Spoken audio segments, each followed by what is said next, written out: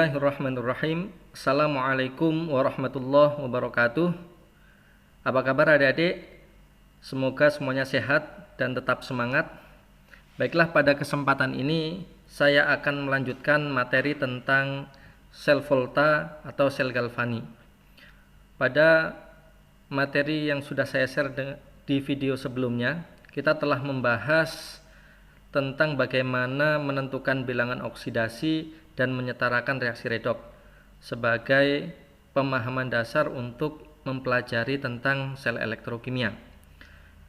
Kita ketahui bahwa sel elektrokimia ada dua, ada sel volta atau sel galvani dan juga sel elektrolisis. Nah, pada kesempatan ini kita akan membahas secara khusus tentang sel volta atau sel galvani. Sel volta, penggunaan reaksi kimia spontan menghasilkan energi listrik.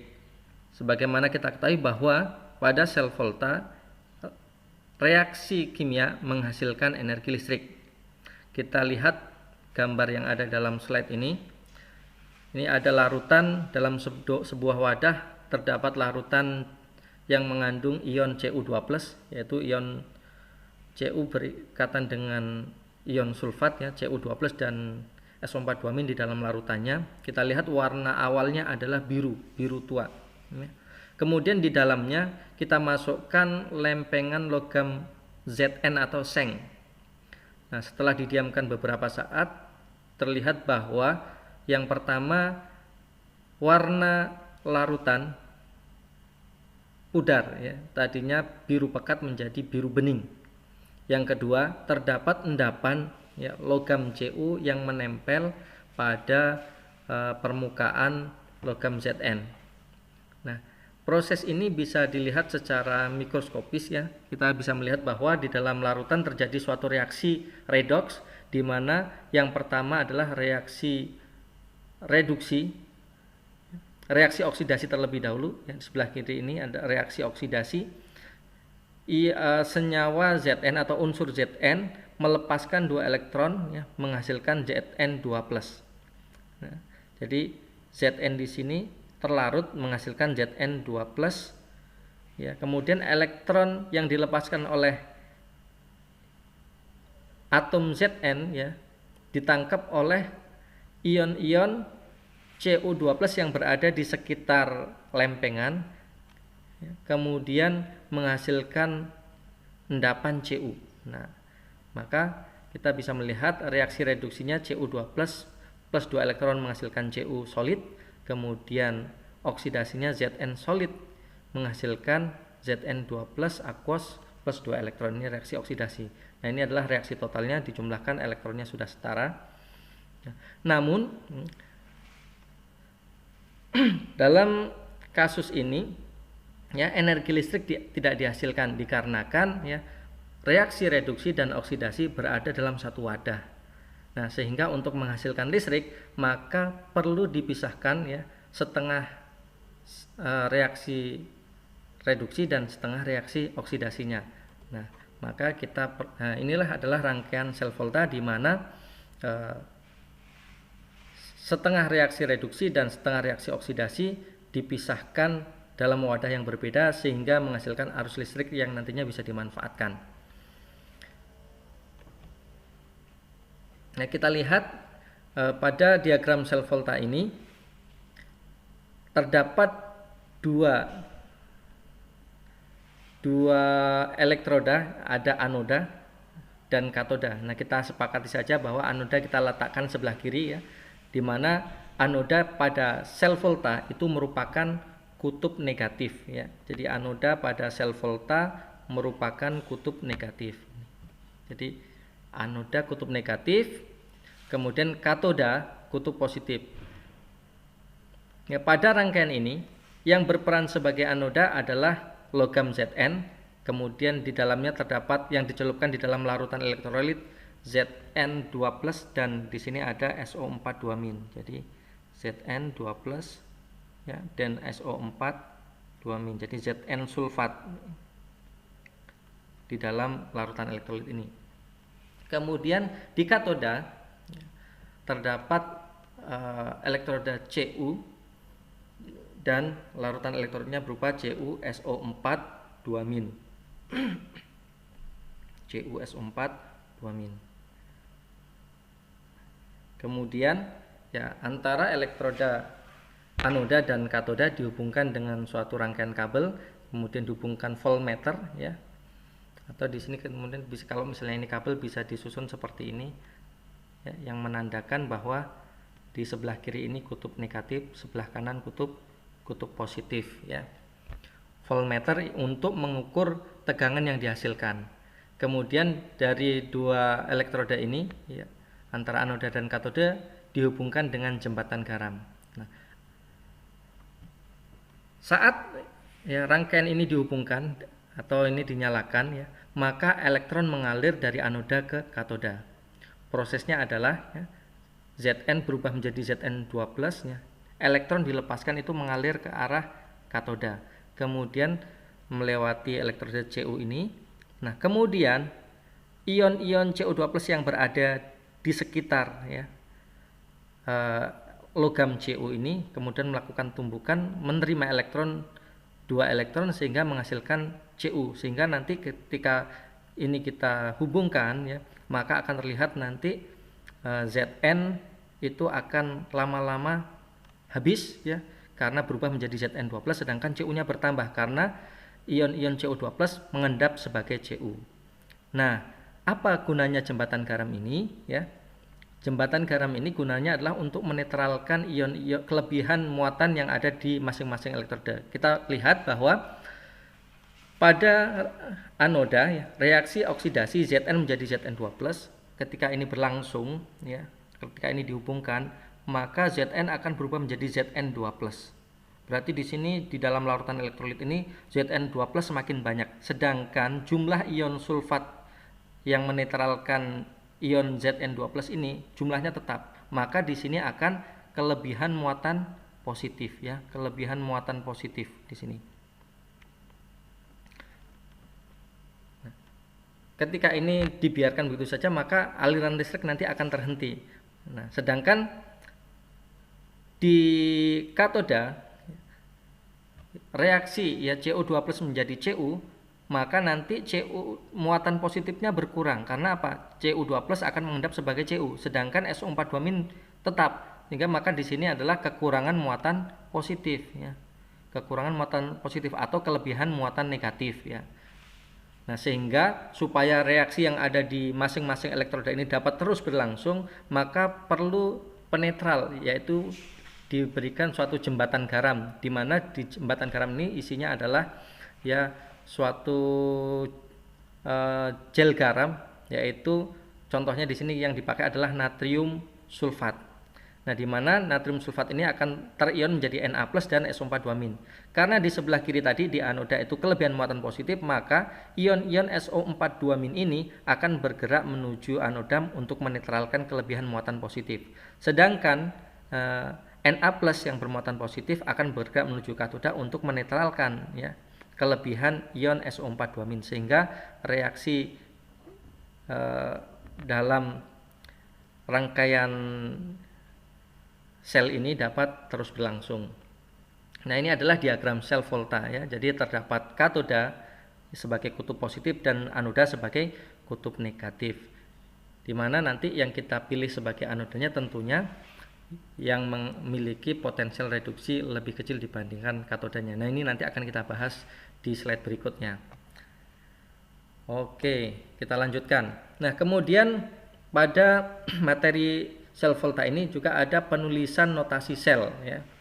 Nah, pada reaksi di rangkaian sel volta ini ya, Zn menjadi Zn2+, Cu2+ berubah menjadi Cu, maka kita dapat menuliskan notasi selnya adalah Zn dipisahkan dengan garis vertikal tunggal, kemudian Zn2+ dipisahkan dengan garis vertikal rangkap, kemudian Cu2+ dipisahkan dengan garis vertikal tunggal. Nah, cara penulisan ini ada aturannya. Baik, kita lihat yang pertama ya. Komponen anoda atau setengah reaksi oksidasi ditulis di sebelah kiri dan komponen katoda setengah reaksi reduksi ditulis sebelah kanan. Jadi sebelah kiri ya, ini adalah anoda ya, rangkaian reaksi yang terjadi di anoda ini ya anoda, sedangkan yang sebelah kanan ini adalah serangkaian reaksi yang terjadi di katoda. Oke, ini yang pertama. Yang kedua, garis vertikal rangkap menunjukkan setengah sel dipisahkan secara fisik. Jadi garis rangkap 2 ini menunjukkan bahwa setengah sel tadi dipisahkan secara fisik dalam bejana yang berbeda. Yang ketiga, garis vertikal tunggal mewakili batas fase. Ya, misalnya Zn menjadi Zn12 menunjukkan bahwa Zn padat berbeda fase dari larutan Zn12. Jadi Zn solid karena berbeda fasenya dipisahkan dengan garis vertikal tunggal. Ya.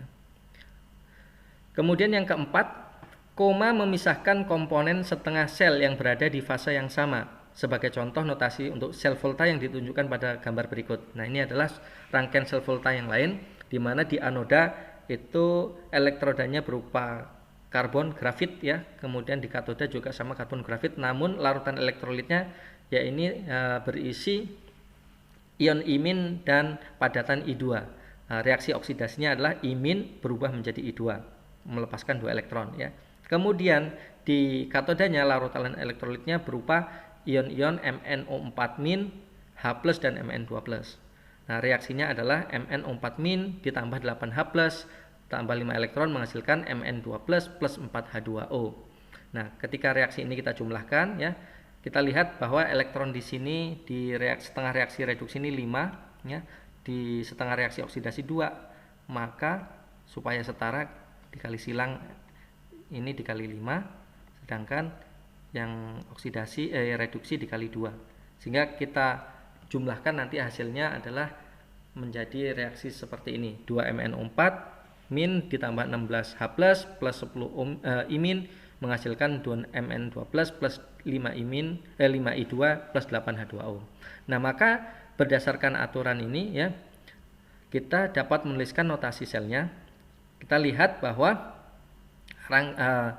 pertama ya, anoda itu diletakkan di posisi paling sebelah kiri ya. Anodanya kan grafit di sini anodanya. Kalau tadi Zn, karena Zn di larutannya juga ada Zn ya yang nempel di anoda karena sama, jadi cukup dituliskan Zn saja. Kalau ini kan berbeda ya, jadi imin berubah menjadi I2 nempel di elektroda berupa karbon atau grafit. Maka elektrodanya dituliskan terlebih dahulu grafit ya, paling kiri. Kemudian karena grafit ini padat ya, kita lihat berikutnya reaksi oksidasi itu kan imin berubah menjadi I2. Imin aquos, fasenya aquos, maka dipisahkan dengan garis vertikal tunggal nih ya. Garis vertikal tunggal nih. Nih. Nah, imin berubah menjadi I2. I2 solid, antara aquos dengan solid berbeda fase, dipisahkan garis tunggal lagi. Nah, kemudian antara anoda dan katoda karena dipisahkan secara fisik dan dihubungkan oleh jembatan garam, maka dipisahkan dengan garis vertikal rangkap 2 ya, rangkap ya. Kemudian nah, untuk katoda ya, untuk katodanya diletakkan paling sebelah kanan ya. Maka kita mulai dari MnO4- ya, MnO4- karena MnO4- dengan H+ ini sama-sama berfase larutan aquos, maka dipisahkan koma ya. Nih koma. Kemudian ada ion Mn2+ juga di larutan ini ya. Mn2+ berubah menjadi Mn2+ karena fasenya aquos juga, maka yang digunakan adalah koma, bukan garis vertikal tunggal. Nah, kemudian dengan grafit, elektrodanya katodanya berupa grafit, fasenya padat, maka karena berbeda fase antara Mn2+ dengan grafit, maka dipisahkan oleh garis vertikal tunggal. Nah, ini adalah cara penulisan notasi sel jika fasenya sama atau fasenya beda ya. Jadi kalau fasenya sama dipisahkan dengan tanda koma, kalau fasenya berbeda dipisahkan dengan garis vertikal tunggal. Oke. Berikutnya yang kelima, jika dibutuhkan konsentrasi komponen terlarut diberikan dalam tanda kurung ya. Sebagai contoh, jika konsentrasi larutan Zn2+ dan Cu2+ masing-masing adalah 1 molar, maka dapat ditulis Zn ya, dipisahkan garis vertikal tunggal Zn2+ nah dalam kurung 1 molar. Nah, Cu-nya juga sama. Misalnya diketahui konsentrasinya ditulis dalam kurung 1 molar. Yang keenam, komponen setengah sel biasanya muncul dalam urutan yang sama seperti pada setengah reaksi. Jadi Zn menjadi Zn12, jadi urutannya begitu ya. Dan elektrodanya muncul di paling kiri. Jadi elektroda paling kiri. Nih, elektrodanya di sini Zn. Kalau tadi di sini adalah PT, grafit ya, C, maka diletakkan paling kiri. Sedangkan paling kanan katoda dari notasi ya. Jadi paling kanan ini katoda. Ini juga katodanya di reaksi yang awal tadi, katodanya adalah Cu. Nah, ion-ion dalam jembatan garam bukan merupakan bagian dari reaksi sel sehingga tidak dituliskan. Jadi ion-ion dalam jembatan garam yaitu ada K+ dan NO3- di sini ini tidak perlu dituliskan karena bukan merupakan bagian dari reaksi sel ya. Nah, ini latihan soal untuk mempermudah kita memahami apa yang sudah kita pelajari tadi. Kita lihat sama-sama, mari kita bahas ya. Gambarkan diagram, tunjukkan reaksi setimbang, setengah sel dan reaksi sel, serta tuliskan notasi sel untuk sel volta yang terdiri dari setengah sel berupa elektroda logam Cr dalam larutan CrNO3 2 kali dan setengah sel lainnya berupa elektroda logam Ag dalam larutan AgNO3. Hasil pengukuran menunjukkan bahwa elektroda Cr lebih negatif dibandingkan elektroda Ag. Maka kita bisa kerjakan perintah yang pertama, gambarkan diagram. Nah, untuk menggambarkan diagram ini perlu kita buat komponen anoda dan komponen katoda. Kita ingat harus dipisahkan ya antara anoda dengan katodanya. Kita misalkan ini adalah bejananya ya. Kita sepakati saja yang sebelah kiri anoda, sebelah kanan katoda. Kalau dibalik gimana, Pak? Kalau dibalik boleh ya, ini supaya kita lebih enak aja ya menggunakan yang umum saja. Jadi ini komponen anoda ya, di sini adalah anoda dan di sini yang di sini itu maksudnya di sebelah kiri ya, katoda di sebelah kanan. Oke. Kita lihat hasil pengukuran menunjukkan bahwa elektroda Cr lebih negatif. Ingat. Jadi anoda adalah kutub negatif, maka Cr berarti berperan sebagai anoda ya. Anoda berarti di sini kutub negatifnya berupa Cr ya. Ini Cr. Oke. Kemudian katodanya berarti adalah Ag. Ingat katodanya Ag ya. Ini gambarnya kurang bagus tapi nggak apa-apa lah. Katodanya Ag. Ya. Kemudian ini dihubungkan ya dengan suatu alat voltmeter, misalnya bisa tulis gini, voltmeter. Nah, kemudian jangan lupa Cr dalam larutan CrNO3, berarti di sini ada CrNO3. CrNO3 itu kalau diionkan adalah Cr2+ ya. Dan NO3- ya, NO3-.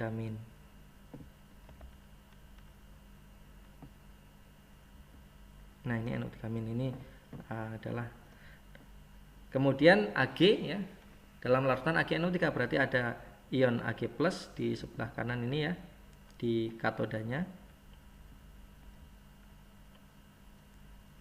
dan NO3-.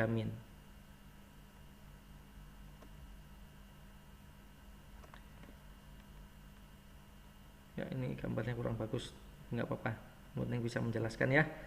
Jadi ini NO3-. Kemudian jangan lupa dihubungkan jembatan garam ya.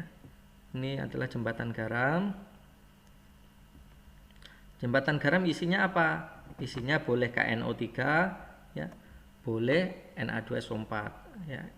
Maka di sini misalnya adalah KNO3 ya, maka ada K+. Nanti K+ berarti bergeraknya ke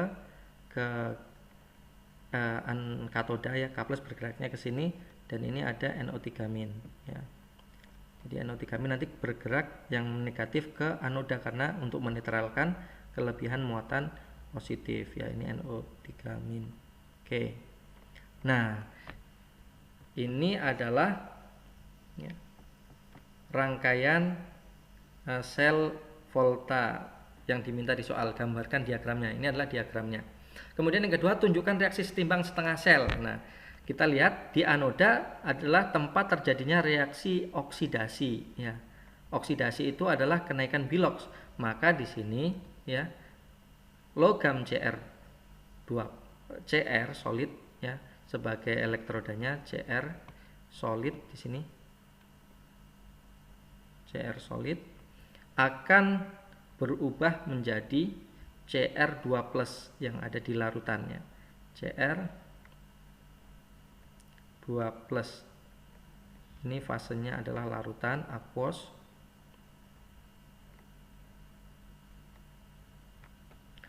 Nah, ini netral, sedangkan sebelah kanan muatannya +2, maka ditambah 2 elektron.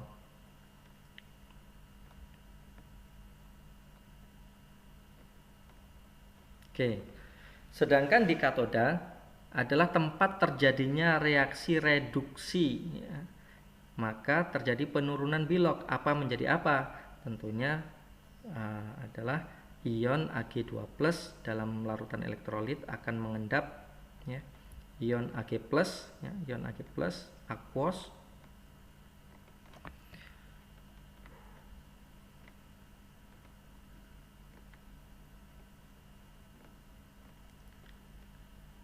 menghasilkan endapan Ag, ya.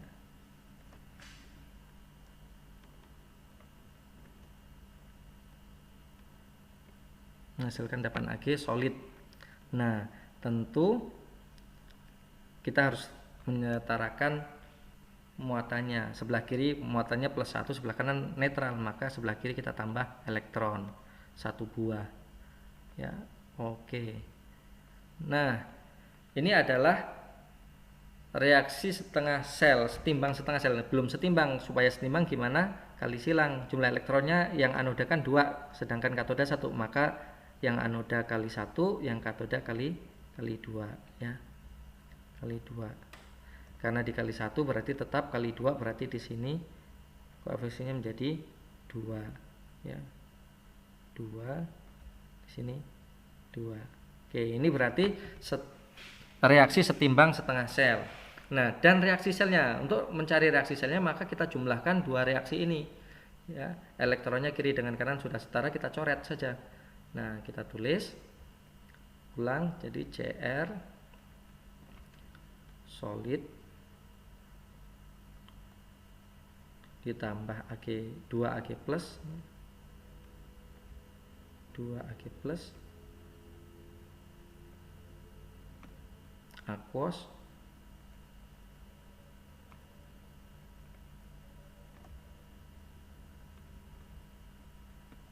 menghasilkan Cr2+,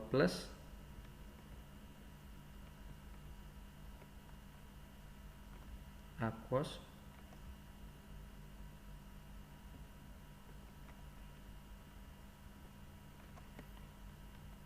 ya, ini aquos plus 2 Ag solid, ya, 2 Ag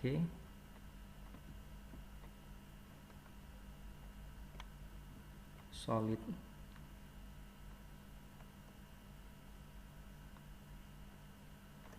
Nah, sudah setara.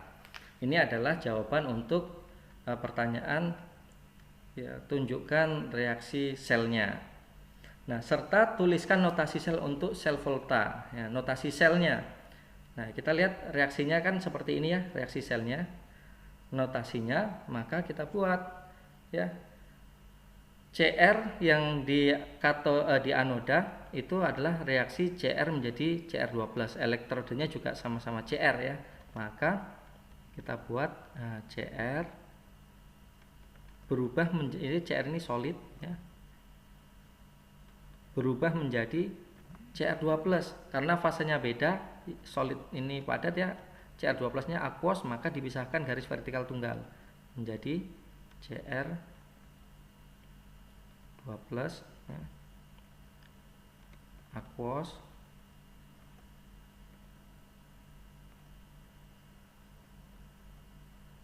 oke. Kemudian yang di katoda, ya, reduksinya adalah Ag+,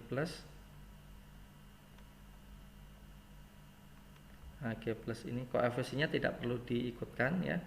Jadi Ag+ aquos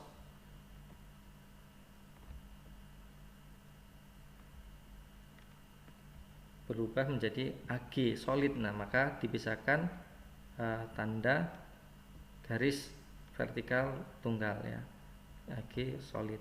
Ini adalah notasi selnya. Nah, berarti kita sudah menjawab semua pertanyaan dalam soal ini. Jadi ini adalah cara menggambarkan diagram selnya, kemudian cara membuat setengah reaksi oksidasi, setengah reaksi reduksi dalam anoda dan katoda, kemudian reaksi selnya, total dari reaksi oksidasi maupun reduksi, serta notasi selnya. Ini adalah notasi sel ya, notasi sel yang di bawah ini ya. Nah, mudah-mudahan dengan kita membahas soal ini semakin memperjelas apa yang sudah kita sampaikan di awal tadi. Nah, berikutnya adalah potensial sel, output dari sel volta. Sebuah sel volta mengkonversi perubahan energi bebas dari reaksi spontan menjadi energi kinetik elektron melalui sirkuit eksternal atau energi listrik. Jadi energi listrik ini sebanding dengan perbedaan potensial listrik antara dua elektroda yang disebut dengan potensial sel atau E-sel, atau voltase sel atau gaya elektromotif, atau ini gaya gerak listrik, elektromotive force, gaya gerak listrik. Nah, dimana ketika E-sel itu nilainya lebih dari 0 atau positif, reaksi dikatakan reaksinya spontan. E-sel kurang dari 0 atau negatif, reaksi tidak spontan. E-sel sama dengan 0, reaksinya setimbang. Nah, ini adalah potensial sel standar ya, potensial sel standar. Satuan SI ya, potensial listrik adalah volt, dan satuan muatan listrik adalah coulomb atau coulomb C ya. Secara definisi, jika dua elektroda berbeda potensial sebesar 1 volt, maka 1 joule energi dilepaskan ya, sehingga 1 joule kerja dapat dilakukan untuk setiap kolom muatan yang bergerak di antara dua elektroda. Sehingga kita peroleh 1 volt itu sama dengan 1 joule per kolom ya. Potensial sel yang diukur pada keadaan standar ini, tentunya keadaan standar ini adalah keadaan di mana kondisinya adalah tekanannya 1 atm, suhunya 298 Kelvin, dan konsentrasi larutan elektrolitnya adalah 1 molar. Ya, ketika diukur pada keadaan standar ini ya, potensialnya disebut potensial sel standar atau dilambangkan dengan E0 sel. Nah, sekarang kita lihat potensial elektroda standar atau potensial reduksi standar E0 adalah voltase yang berkaitan dengan reaksi reduksi pada elektroda jika konsentrasi semua zat terlarut 1 molar dan semua gas pada keadaan 1 atm. Nah, sebagai acuannya, sebagai standarnya digunakanlah elektroda hidrogen, mana elektroda hidrogen ini ya di dalam larutan elektrolitnya mengandung ion H+ ya. Di sini adalah larutan HCl, konsentrasinya 1 molar. Kemudian digunakan elektrodanya berupa PT ya. Kemudian di dalamnya ini ada gas berupa gas H2, tekanannya 1 atm. Nah, hasil pengukuran bahwa ya ini adalah reaksi reduksinya ya, 2H+ menghasilkan H2 pada tekanan 1 atm, diperoleh potensial reduksi standarnya itu 0 volt. Nah, ini nanti digunakan sebagai acuan untuk mengukur potensial zat yang lainnya. Nah, kita lihat di sini adalah kita akan mengukur atau menghitung potensial reduksi standar dari logam Zn.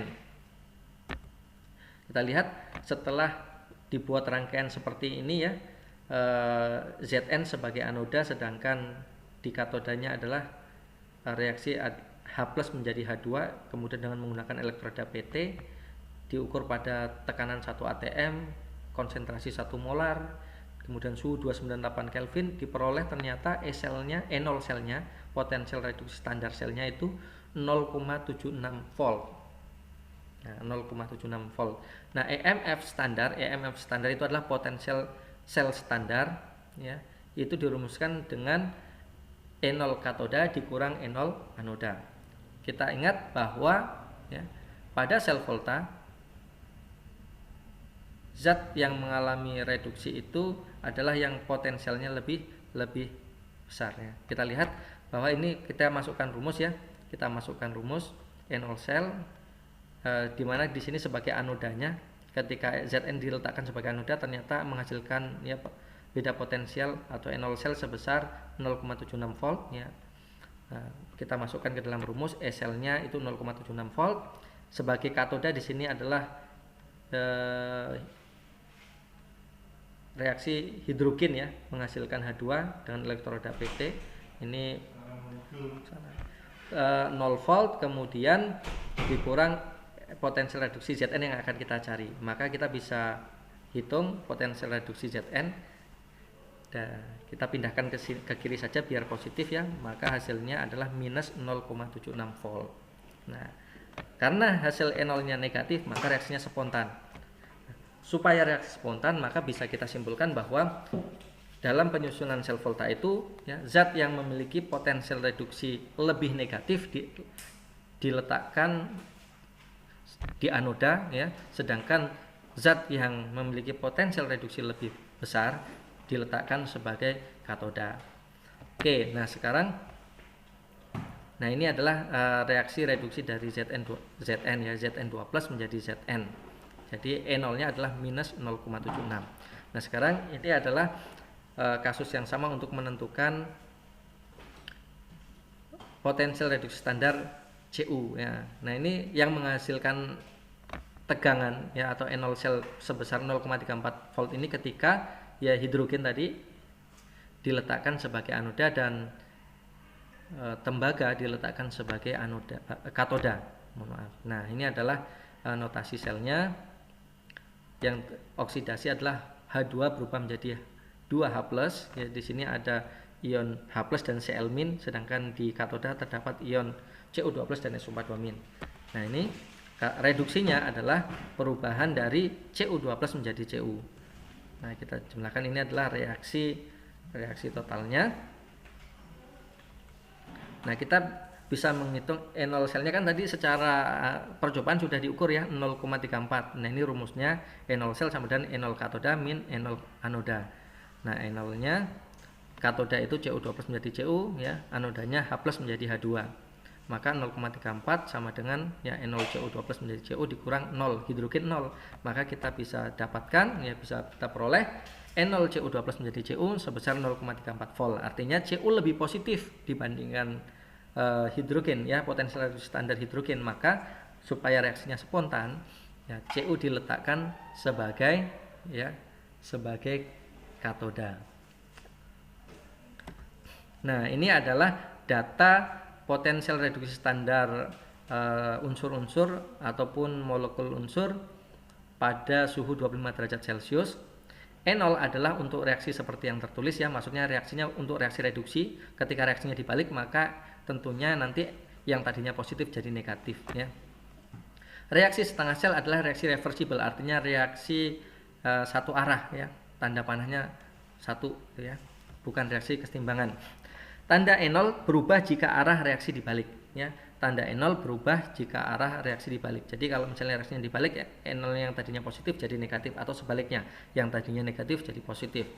Kemudian mengubah koefisien stoikiometri suatu reaksi setengah sel tidak mengubah nilai E0.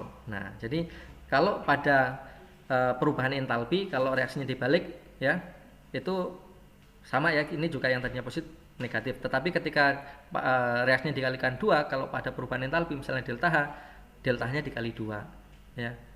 Kalau dalam konstanta kesetimbangan reaksinya dibalik, K-nya menjadi 1/K. Tapi tidak dalam ya nilai E0 ya, potensial reduksi ini. Ketika dikalikan dengan bilangan berapapun koefisiennya, maka tidak mempengaruhi nilai E0.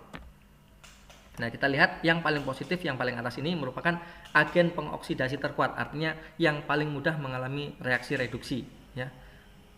Makin positif E0, makin besar kecenderungan suatu reaksi mengalami reduksi, betul ya. Sedangkan yang paling bawah, yang paling negatif adalah agen pereduksi terkuat, artinya paling mudah mengalami oksidasi. Dan acuannya ya, kita tadi sudah membahas bahwa acuannya titik nolnya adalah potensial reduksi hidrogen.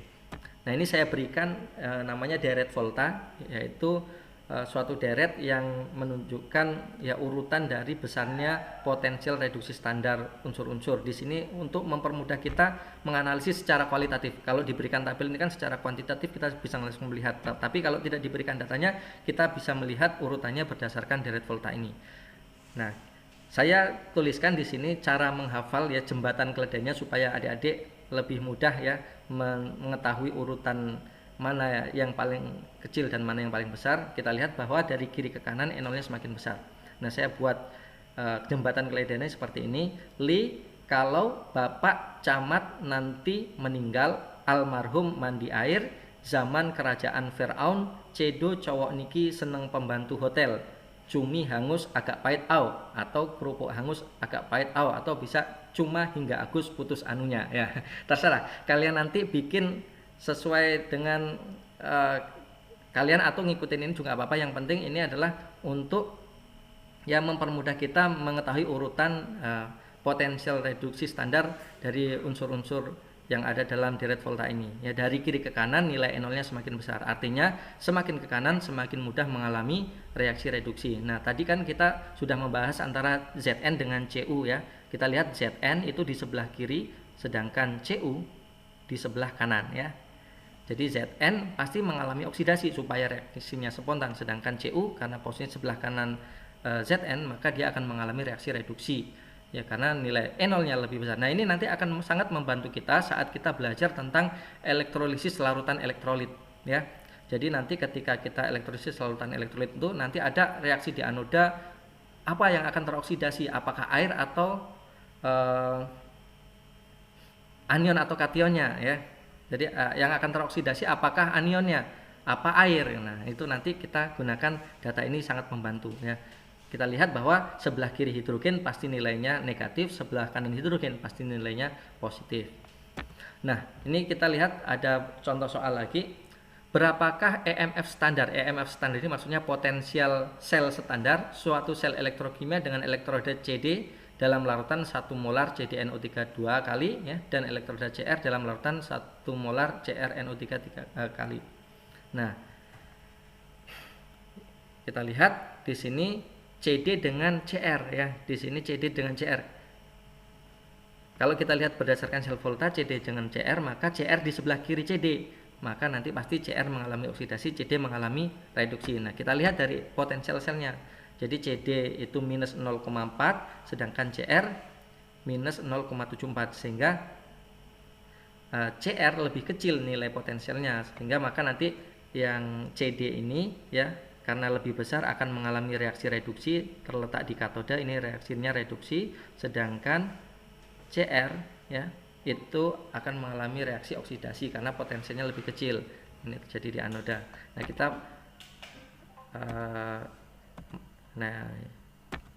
kita buat anoda reaksinya seperti ini ya. Anoda tempat terjadi reaksi oksidasi. Nah, oksidasi di mana yang mengalami oksidasi adalah Cr, maka dibalik reaksinya. Cr menjadi Cr3+ karena biloknya 0 naik menjadi 3 ya, melepas elektron.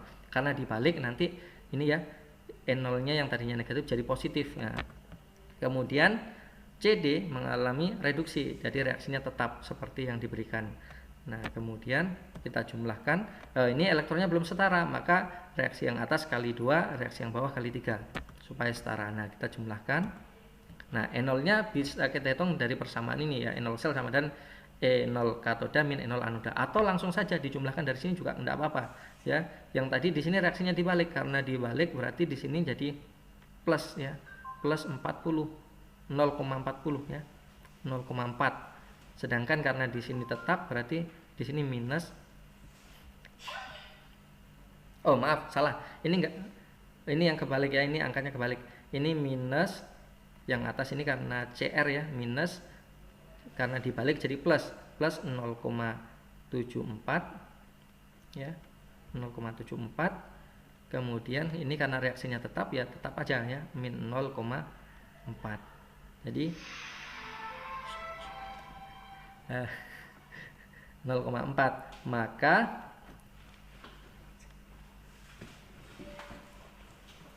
ya, nah ini kan 0,74 dikurang 0,4 berarti ini menjadi plus 0,34 ya, 0,34. Nah, ini kalau menggunakan ya reaksi ini ya.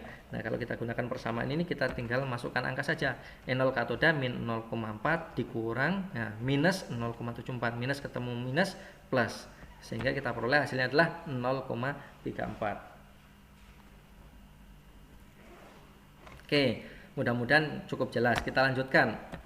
Nah, ini karena E0 selnya positif berarti reaksinya spontan. Nah, berikutnya kespontanan reaksi redoks. Kita ketahui bahwa reaksi spontan itu memiliki energi bebas Gibbs negatif atau kurang dari 0. Nah, energi itu bisa dirumuskan muatan dikali tegangan atau potensial ya. Jadi dikalikan E, di mana muatan total itu adalah mol dikalikan dengan bilangan Faraday ya. Dikalikan kemudian ini adalah potensial selnya, dikalikan potensial sel. Nah, sehingga delta G itu dapat dirumuskan sama dengan NF kali E sel ya. Nah, kalau pada keadaan standar tentunya E0 selnya juga standar. Nah, N adalah jumlah mol elektron dalam reaksi, tetapi mol elektron reaksi ini adalah reaksi yang sudah setimbang antara anoda dengan katodanya. Jadi elektron yang sudah setimbang antara anoda dengan katoda. Nah, ini adalah bilangan Faraday. Nilainya adalah 96.500 coulomb per mol ya. Joule per volt itu adalah coulomb ya. Nah, delta G0 itu juga sama dengan min RT ln K ya. Artinya ln K ini adalah konstanta kesetimbangan, sehingga ketika kita gabungkan ya persamaan yang pertama dengan yang kedua ini, kita akan peroleh E0 sel sama dengan RT per NF ln K ya. Nah, kalau kita masukkan angka R-nya 8,314, kemudian suhunya suhu 25 derajat Celcius atau suhu kamar, atau ketika kita jadikan Kelvin 298 Kelvin ya. Ini wajib dalam Kelvin ya tentunya di sini. N adalah mol. Nah, nanti molnya ini tentunya ya tergantung pada reaksinya ya. F adalah 96.500 Joule per volt mol ya. Nah, ln K. Sehingga kita bisa hitung pakai kalkulator, didapatkan ketika dia ln ya, nilai E0 selnya sama dengan 0,0257 ini volt per mol ln K. Ketika digunakan log ya, maka 0,0592 volt ln K ya. Nah, ini rumusnya nanti yang digunakan untuk menentukan apakah suatu reaksi spontan atau tidak. Nah, ini rangkumannya ya. Jadi reaksi spontan itu memiliki delta G negatif, K-nya lebih besar dari 1, E0 selnya positif. Sedangkan reaksi setimbang itu delta G-nya sama dengan 0, K-nya sama dengan 1, dan E0 selnya juga sama dengan 0. Kemudian reaksi tidak spontan, delta G-nya positif, K-nya kurang dari 1, dan E0 selnya negatif. Oke. Nah, ini contoh soal. Berapakah konstanta kesetimbangan untuk reaksi berikut? Nah, diketahui reaksi pada suhu 25 derajat Celcius, reaksinya adalah Fe2 plus 2Ag menghasilkan Fe plus Ag plus. Ya, ditanyakan konstanta kesetimbangannya. Maka ya, kita bisa hitung K-nya dengan menggunakan persamaan ini, persamaan Nernst ini sebetulnya ya. Nah, ini kita pakai yang ln saja ya. Ini kita lihat reaksi oksidasi adalah Ag menjadi Ag plus ya, 2 elektron, kemudian reduksinya adalah Fe2 plus menjadi Fe ya. Nah, ini sudah disetarakan ya elektronnya. Kemudian elektron yang sudah setara ini adalah N-nya, molnya ya. Kita masukkan, kita cari dulu E0 selnya ya. E0 selnya dari mana? Data ini dari tabel tadi yang sudah kita tampilkan sebelumnya. Nah, kita lihat datanya E0 selnya diperoleh nilainya negatif, artinya reaksinya tidak spontan. Nah, kita hitung K-nya ya berdasar masukkan ke persamaan ya. Jadi ini didapat dari ini ya, yang atas ini. Jadi awalnya berarti kalau kita masukkan E0 selnya itu min 1,24 ya volt di sini sama dengan, nah ini hasil perhitungannya berarti di sini 0,257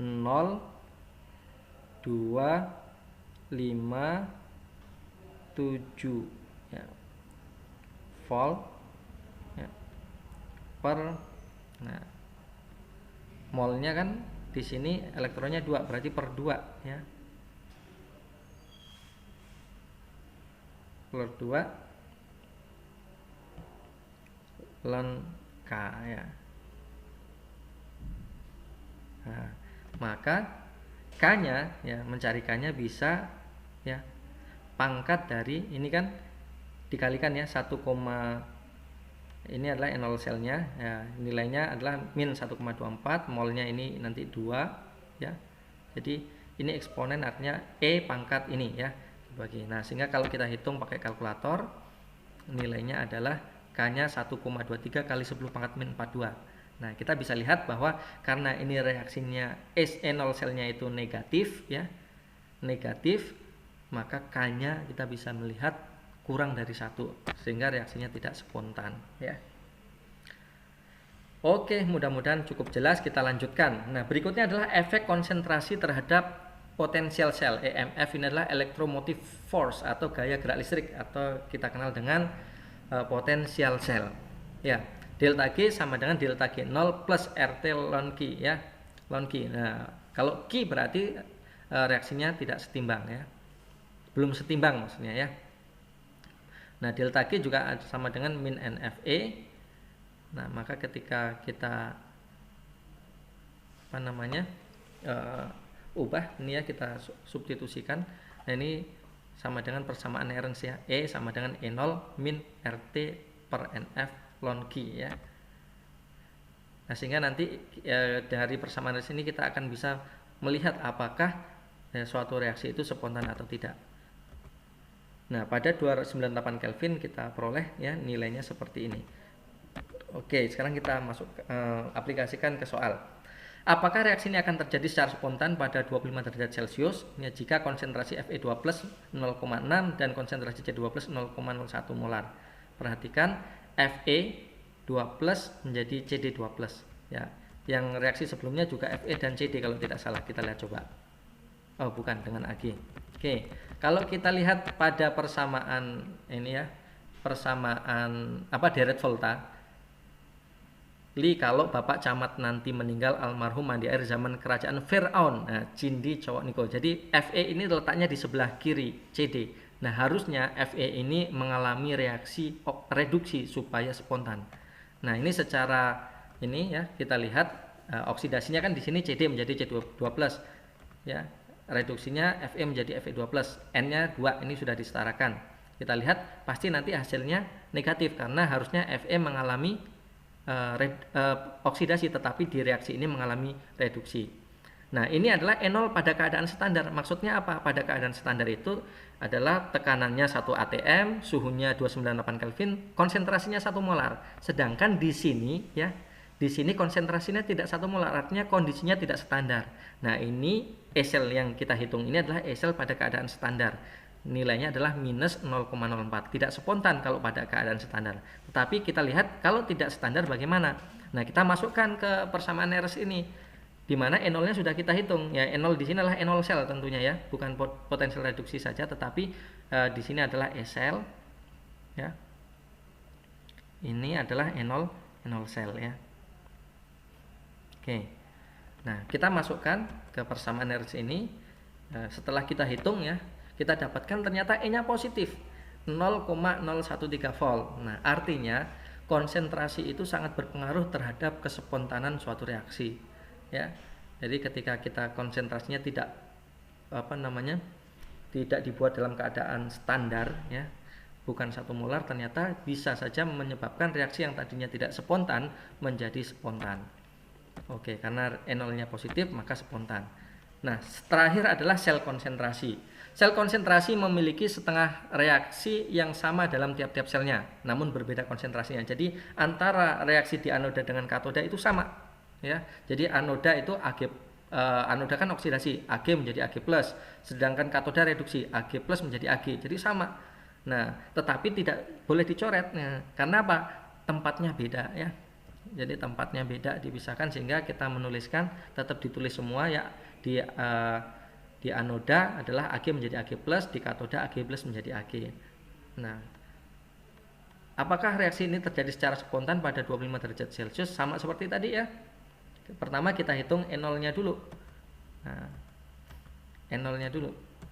Kita lihat hitung, karena E0-nya sama pasti nanti hasilnya E0-nya 0 ya. E0, nah 0 ini maksudnya dalam keadaan standar. Nah, pada keadaan tidak standar kita masukkan ke persamaan Nernst. Nah, dimasukkan konsentrasi ini ya, ln Ag+ oksidasi dibagi ln Ag+ reduksi ya, sehingga hasilnya adalah negatif ternyata. Maka untuk reaksi ini karena hasilnya negatif, E0 selnya, maka reaksinya tidak spontan. Nah, demikian ya materi yang kita bahas hari ini sampai dengan sel konsentrasi ini. Mudah-mudahan apa yang sudah kita bahas ya memberikan pemahaman bagi kita dan bermanfaat bagi adik-adik. Mudah-mudahan akan sukses nanti dalam ujiannya. Jangan lupa tetap ya diulang-ulang terus materinya, latihan soal.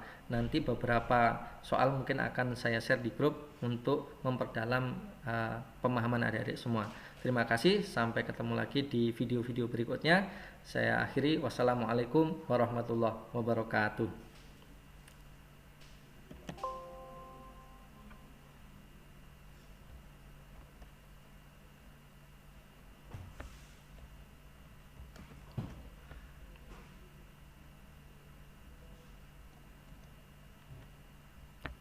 Loh, kok nggak ngerekam? Lah, Kenapa mas? kok nggak ngerekam? Masa nggak rekam? Kok ngerekam, ding?